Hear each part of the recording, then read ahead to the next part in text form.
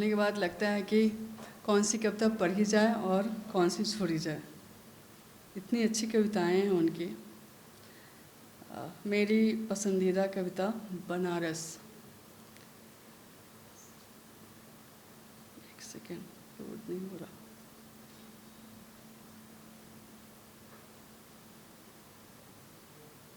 बनारस।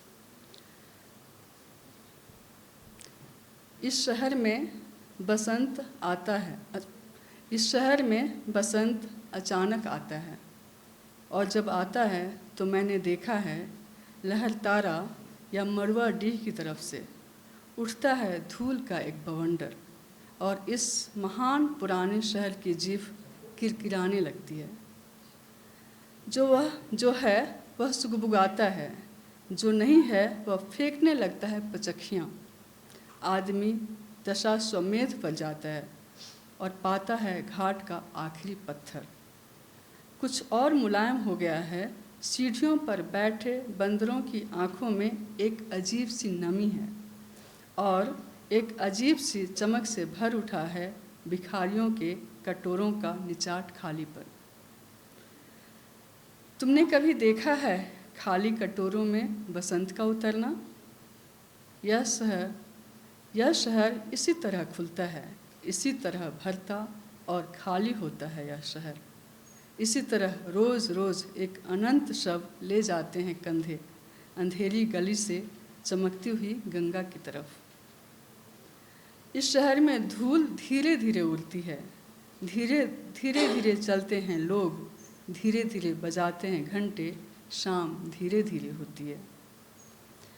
यह धीरे धीरे होने की एक सामूहिक लय दृढ़ता से बांधे हैं समूचे शहर को, इस तरह कि कुछ भी गिरता नहीं है, कि हिलता नहीं है कुछ भी, कि जो चीज़ जहाँ थी वहीं पर रखी है, कि गंगा वहीं है, कि वहीं है बंधी नाव, कि वहीं पर रखी है तुलसीदास की खराओं सैकड़ों बरस से।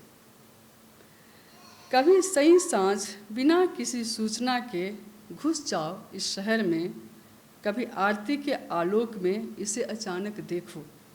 अद्भुत है इसकी बनावट, या आधा जल में है, आधा मंत्र में और आधा फूल में है, आधा शव में है, आधा नींद में है, आधा शंख में।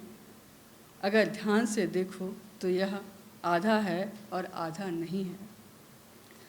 जो है वह खड़ा है बिना किसी स्तंभ के, जो नहीं है उसे थामे हैं राख और रोशनी के ऊंचे ऊंचे स्तंभ, आग के स्तंभ और पानी के स्तंभ, धुएं के, खुशबू के, आदमी के उठे हुए हाथों के स्तंभ।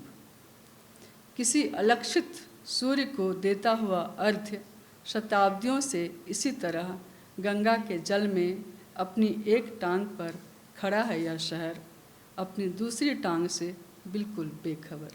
धन्यवाद।